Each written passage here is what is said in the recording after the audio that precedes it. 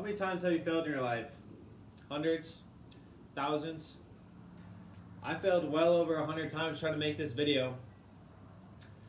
But Thomas Edison failed 1,000 times trying to make the light bulb. But if you asked him, he wouldn't tell you those were all failures.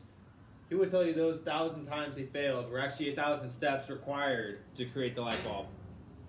So if you put that in perspective, if Thomas Edison tried his 999th time and failed like he did, but if he didn't persevere and go that one extra time, he would never create the light bulb.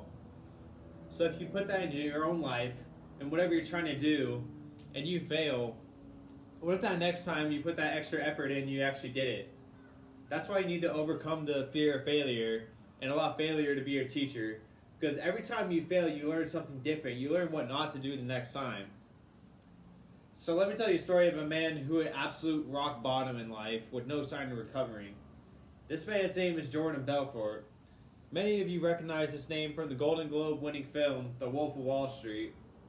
Jordan Belfort was an American stockbroker who made millions of dollars from stock manipulation and fraud. His company, Stratton, built $200 million from investors. Eventually, he got caught up with the law, and he was charged with $110.4 million and was sentenced to 4 years in prison. But since he cooperated with authorities and gave up some names of other frauds in the stock market, his sentence was reduced to 2 years. But in this time in prison, Jordan Belfort wrote his memoir on his life. But this first memoir ended with him sitting in the bottom of the jail cell like he was. But even that one got picked up by a movie company which wanted to film it with Leonardo DiCaprio as Jordan Belfort. But as they're trying to make the final details, when they couldn't quite finish it, Leonardo DiCaprio got another offer for a movie and started filming that one.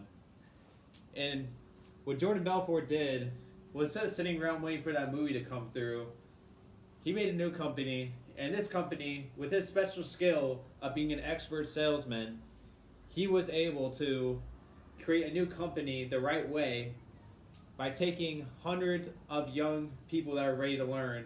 We would teach them and send them to a new company, and he made millions off this. In just that time, when Leonardo was ready to film, he came back from Jordan Belfort being broke years ago, coming back ready to film, with this guy being a millionaire again. And he was shocked. So he wrote his own story. He didn't give up. And he changed the ending to the movie. They changed the ending of the script. So let me give you a visual example of what I'm trying to tell you.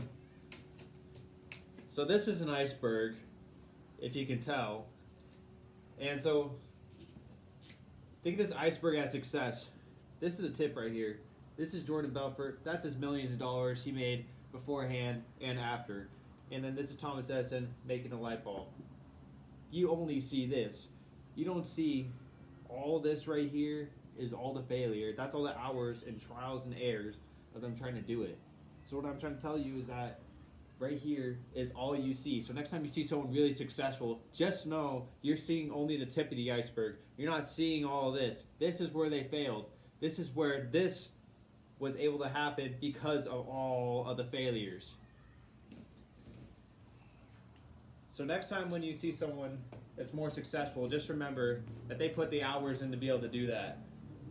A quote that I learned is from Henry Ford, saying that failure is simply the opportunity to begin, this time more intelligently.